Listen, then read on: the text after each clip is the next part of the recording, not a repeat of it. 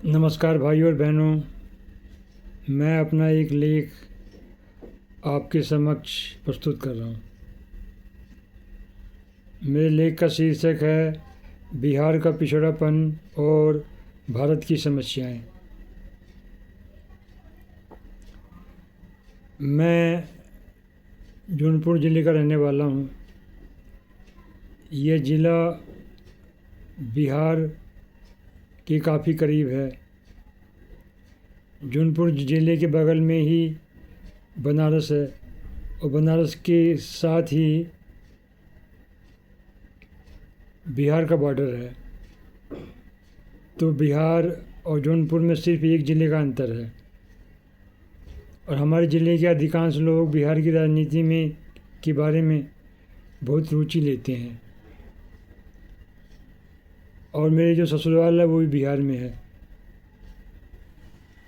तो जब बिहार में लालू प्रसाद का राज था तब वहाँ पर बहुत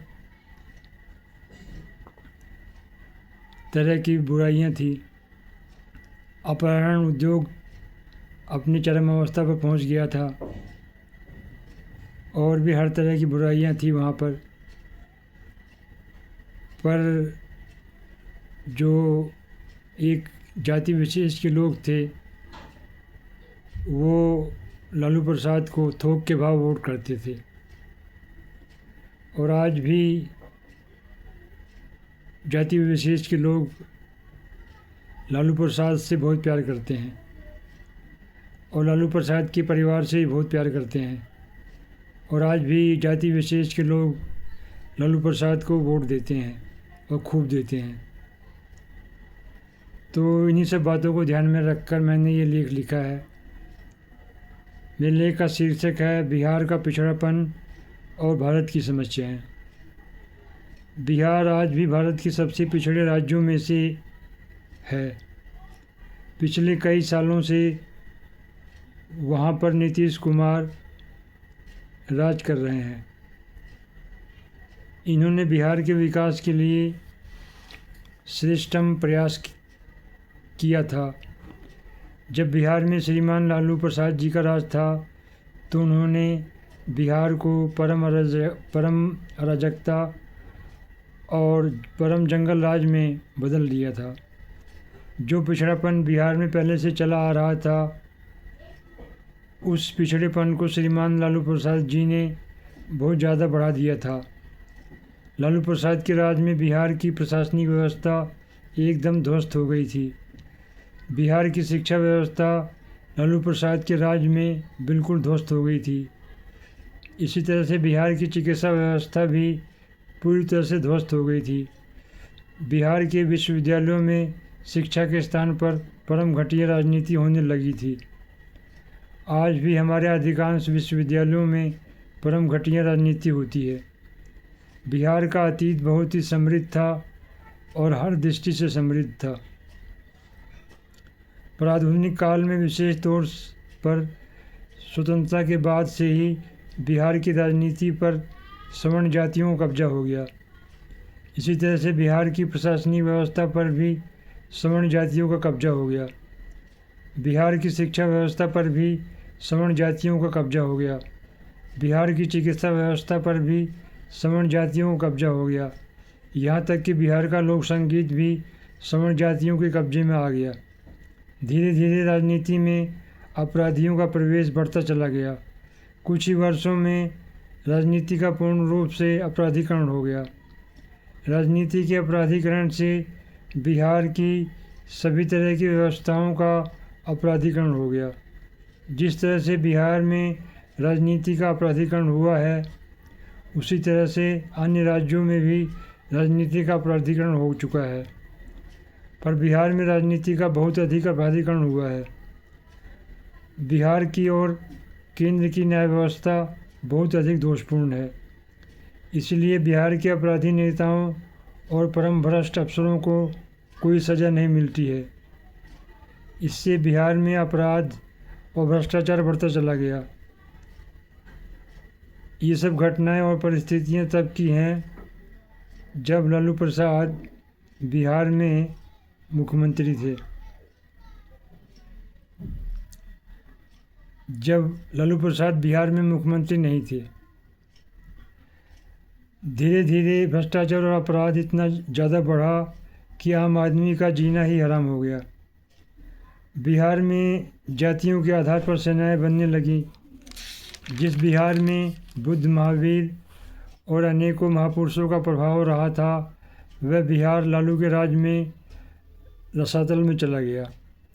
वहाँ पर लोकतंत्र पूरी तरह से असफल हो गया। लोग लालू प्रसाद के राज से तंग आ गए थे। इसलिए लोगों ने लालू के स्थान पर नीतीश कुमार को बिहार का मुख्यमंत्री चुन लिया। नीतीश कुमार ने बिहार का बहुमुखी विकास किया। नीतीश कुमार ने बिहार में इतना विकास किया जितना विकास बिहार में पहले कभी भी नहीं हुआ था। बिहार में इतना विकास हुआ कि लोगों को आश्चर्य हुआ कि ये कैसे हो गया, क्योंकि ज़्यादातर लोगों ने ये मान लिया था बिहार में विकास नहीं हो सकता है। पर नीतीश कुमार ने बिहार को पूरी तरह से बदल दिया। मेरा गांव जौनपुर में है। मेरी ससुराल बिहार के कैमूर ज़िले में है। जौनपुर बिहार के बॉर्डर पर स्थित है, इसलिए हमारे ज़िले के लोग बिहार की राजनीति में बहुत रुचि लेते हैं। हमारे ज़िले के लोग जातिवादी मानसिकता से बिहार को देखते हैं। इसी जातिवादी मानसिकता से ही वो अपने ज़िले की राजनीति को भी देखते हैं। जातिवादी मानसिकता का कारण है अशिक्षा, अज्ञानता और पिछड़ापन। शिक्षा की दृष्टि से मेरा ज़िला आज भी बहुत पिछड़ा हुआ है और बिहार तो बहुत ज़्यादा पिछड़ा हुआ है। स्वतंत्रता के इतने वर्षों के बाद भी नीतीश कुमार ने बिहार को पिछड़ेपन से बाहर निकालने का बहुत प्रयास किया, पर नीतीश कुमार पूरी तरह से बिहार को पिछड़ेपन से बाहर नहीं निकाल पाए। नीतीश कुमार ने बिहार का विकसित देशों की तरह औद्योगिकीकरण नहीं किया, इसलिए बिहार में बहुत ज़्यादा पिछड़ापन अभी भी है और बिहार एक विकसित राज्य नहीं बन रहा है।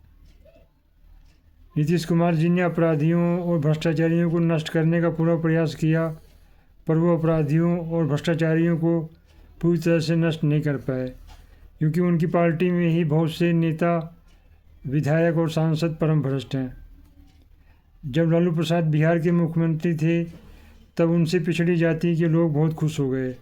कुछ पिछड़ी जाति के लोग विधायक और सांसद बन गए। उन्होंने अपनी जाति और बिहार का विकास करने के बजाय अपराध और भ्रष्टाचार का बहुत विकास किया। वैसे अगर ढंग से विकास होता तो बिहार में जातिवाद पूर्ण रूप से नष्ट हो जाता और बिहार की हर बुराई नष्ट हो जाती। पर क्योंकि बिहार में विकास नहीं हुआ, इसलिए बिहार की कोई भी समस्या सही तरीके से हल नहीं हुई। इसलिए बिहार एक परम पिछड़ा राज्य बन गया है। जब कांग्रेस का राज भारत और बिहार पर था, तब इस पार्टी ने भारत और बिहार को पिछड़ा बनाए रखा। कुछ विद्वानों का मानना है कि कांग्रेस पार्टी अंग्रेज़ों की और विकसित देशों की एजेंट है। विकसित देश नहीं चाहते हैं कि भारत एक विकसित देश बने। अमेरिका ने ही होमी जहांगीर भाभा की हत्या कराई थी और विक्रम साराभाई की हत्या भी अमेरिका ने ही कराई थी। आज भी बहुत से वैज्ञानिकों की हत्या अमेरिका करवा रहा है। अमेरिका भारत की राजनीति में बहुत ज़बरदस्त तरीके से दखल लेता है, पर मोदी सरकार इस विषय पर चुपचाप बैठी हुई है। वैसे ही मोदी सरकार ने काफ़ी विकास किया है। पिछले 70 सालों में भारत में जो भी विकास हुआ है, वह विकास बहुत ही कम हुआ है। इसलिए भारत एक विकसित देश नहीं बन पाया था।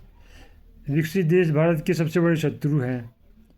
विकसित देश नहीं चाहते हैं कि भारत एक महाशक्ति बने, क्योंकि अगर भारत एक विकसित देश बनेगा तो वह विकसित देशों की टेक्नोलॉजिकल, वैज्ञानिक और आर्थिक साम्राज्य पर बहुत बड़ा खतरा उत्पन्न कर सकता है। विकसित देश जानते हैं कि भारत की क्षमता बहुत ही ज़्यादा है। अगर भारत एक विकसित देश बन गया तो विकसित देशों की आर्थिक व्यवस्था डगमगा जाएगी। इसलिए विकसित देश भारत के राज्यों को पिछड़ा और बीमारू बनाए रखना चाहते हैं। आज लालू प्रसाद जेल में है, उन्हें 20 साल की सज़ा हुई है। मोदी सरकार को भी यह पता है कि विकसित देश और अमेरिका भारत के सबसे बड़े शत्रु हैं। लेकिन अगर मोदी सरकार चाहे तो अमेरिका और विकसित देशों को बहुत हद तक नियंत्रित कर सकती है। इसी तरह से चीन भी भारत का बहुत बड़ा शत्रु है। अमेरिका और बांग्लादेश तो भारत के घोषित शत्रु हैं ही।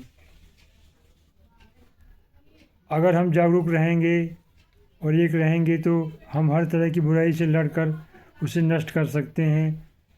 मोदी सरकार ने वैसे तो बहुत विकास किया है, पर बिहार और उत्तर प्रदेश अभी तक विकसित राज्य नहीं बने हैं। इसी तरह से अन्य राज्य भी बहुत पिछड़े हुए हैं। जो भी राज्य पिछड़े हुए हैं उन्हें हमें विकसित राज्य बनाना है। इस तरह से हम अगर श्रेष्ठतापूर्वक ढंग से कार्य करें और श्रेष्ठतापूर्वक ढंग से निर्णय करें तो हम भारत को एक विकसित राज्य, विकसित देश बना सकते हैं। और इस तरह भारत का हर राज्य एक विकसित राज्य बन सकता है और भारत की सभी समस्याएं काफ़ी हद तक हल हो सकती हैं। तो भाइयों और बहनों, मित्रों और बंधुओं, मेरा ये लेख समाप्त होता है। मेरे वीडियो को देखने के लिए और मेरे लेख को सुनने के लिए आपका बहुत बहुत धन्यवाद। अगर आपको मेरा लेख और वीडियो पसंद आया हो, कृपया मेरे चैनल को सब्सक्राइब कर लें, लाइक भी कर दें, शेयर भी कर दें। वंदे मातरम। भारत माता की जय। भारत विकास करता रहे, भारत आगे बढ़ता रहे। नमस्कार।